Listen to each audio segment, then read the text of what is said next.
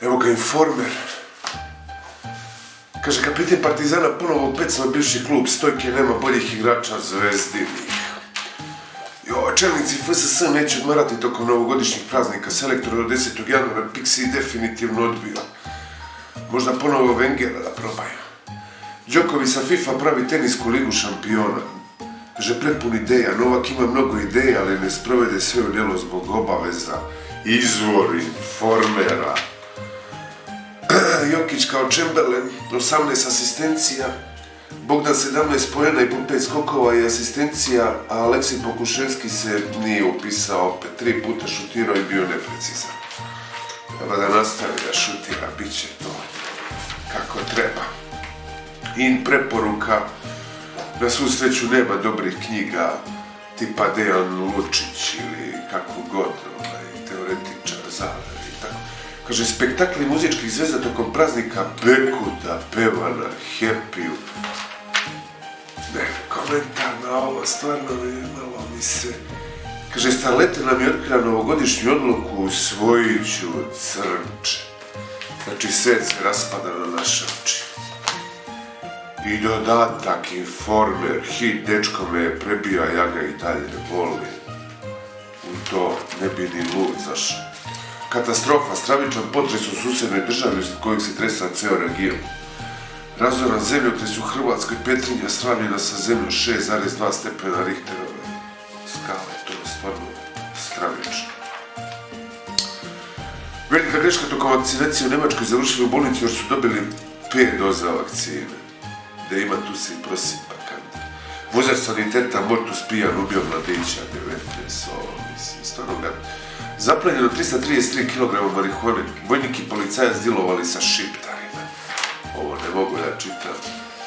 Svi u svoje sobe otkazane proslave, nema dočeka ni za goste hotela. U hotelima, u turističkim centrima otkazan doček, restorani za goste radit će najkasnije do 21 čas, moguće je samo organizovati vatromet u ponoć i iz nekog razloga ja u ovo ne verujem.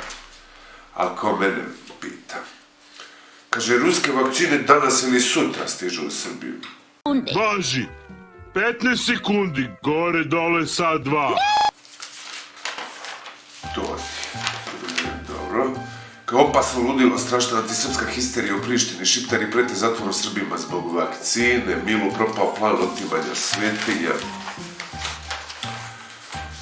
Đilasovci htjeli da spreče usvajanje plana za metro, znači ovi Đilasovci su katastrofa. Afera Jovanjica pokrenuta potpuno nova istraga. Koluvija i policajci koji on optužio idu na detektor laži. Ko je hteo da lažno optuži Andreja Vučića? Otkriće to naše sudstvo, a za ovu gadost je mnogo i 3 minuta. Današnji danas, Basara Stari Zeland, ne bih ovo mogao da čitam, ne mogu da pročitam pola reči, tako da preskačem. Oglasi, market, nešto. FSS dijeli po svojim kriterijumima. Jokić uz rame Chamberlainu, rastanak od godine za zaborav, Dejan Davidovac ovdje na slici gleda negdje. Većini stranaca samo usputna stanica, ne, hoće da grade karijeru u Zvezdi, Partizanu i slično. Kaže, živimo trenutni vrhunac otuđenja čoveka od prirode. Ovo što nam se dešava je velika opomena od strane prirode ili Boga, kako ko želi da misli, govori ili veruje. Milan Paunović, direktor Prirodnjačkog muzeja, čovek u pravu.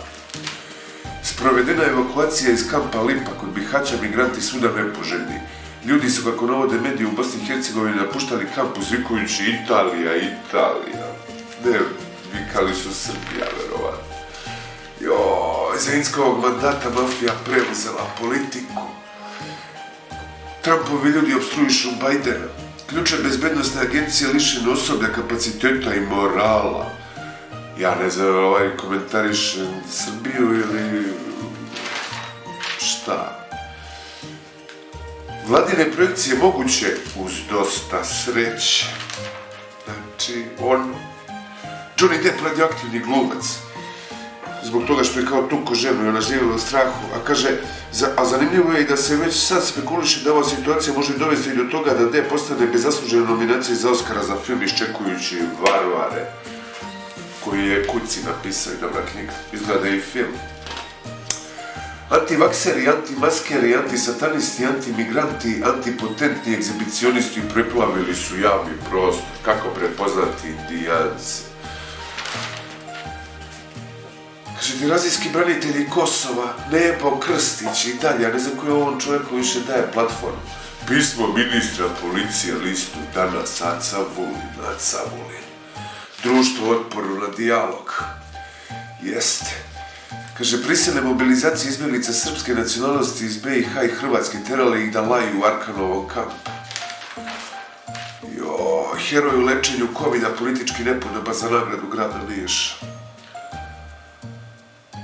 Rade Panić, predsjednik sindikata lekara Vučić, misli da je on sam država i da ja rušim njega. Predsjedniku Srbije je rejting bitniji od zdravlja građana.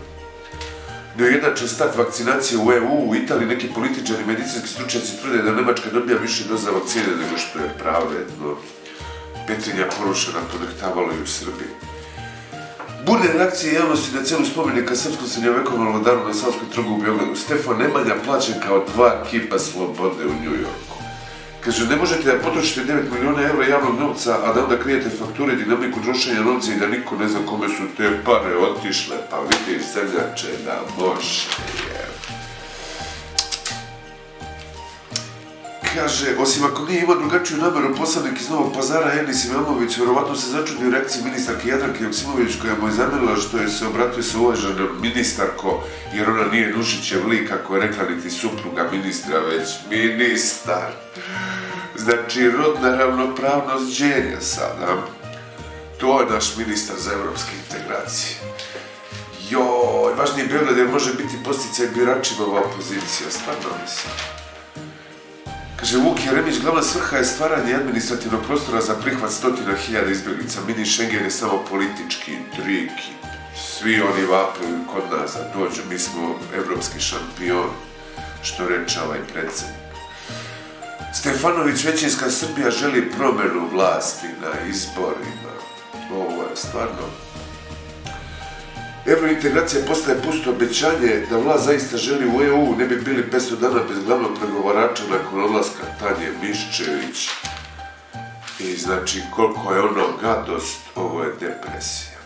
Tako da, ono, gadost i depresija.